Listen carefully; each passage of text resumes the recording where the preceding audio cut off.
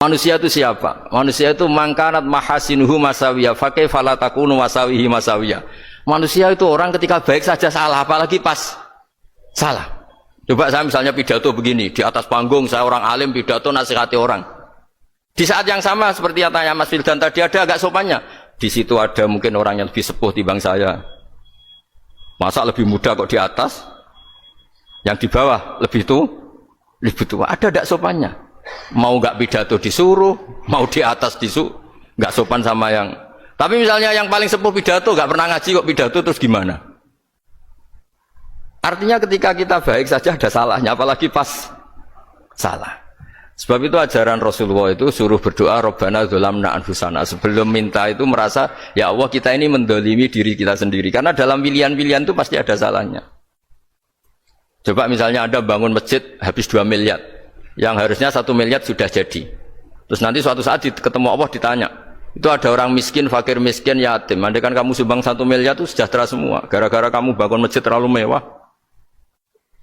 Ya tapi kadang-kadang orang kebaikannya itu orientasinya bangun masjid, gak tertarik nyumbang fakir. Saat itu cara berpikir gitu mau apa? Tapi kalau dia mau luhur manusia terbaik karena bangun masjid 2 miliar, coba diaudit secara kepentingan syar'i. Penting mana dengan ngasih makan fakir miskin? Penting mana dengan menikahkan janda misalnya? Penting mana dengan pendidikan? Apa artinya masjid mewah orang nggak tahu halal haram, nggak tahu najis, nggak tahu cara sesuci, nggak tahu cara adzan yang benar? Terus penting mana untuk beli kitab sama dipakai masjid? Apa artinya beli kitab apa tapi nggak makan? Penting mana makan sama beli kitab? Ada auditnya.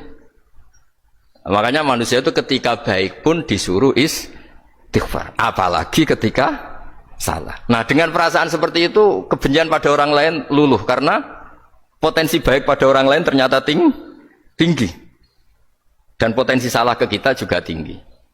Nah dilatih gitu. Jadi di Ihya itu ada kitab tawaduk. Kitab tawaduk itu dilatih ketemu orang tua. Huwa aksaru ibadatan, dia mesti ibadahnya lebih banyak karena lebih tua timbang saya, pasti sholatnya lebih lama timbang saya. Ketika Anda sudah tua melihat anak-anak, huwa aqallu minni maksiatan, mesti maksiatnya tidak banyak karena masih kecil.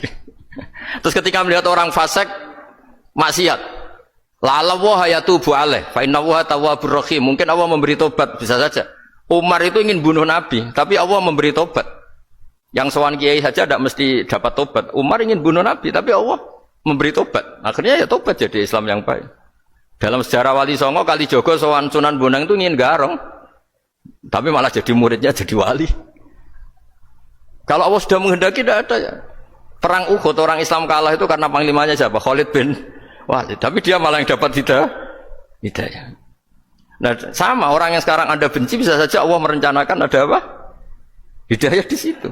Dan kita yang merasa benar jangan saja ada rencana Allah bikin kita su'ul khotimah. Na'udzubillah min dzalik, kan tidak pernah tahu. Nah, dari tidak pernah tahu itu orang diusahakan tawaduk. Wa ma adri ma yuf'alu bi wala bikum, kita tidak pernah tahu.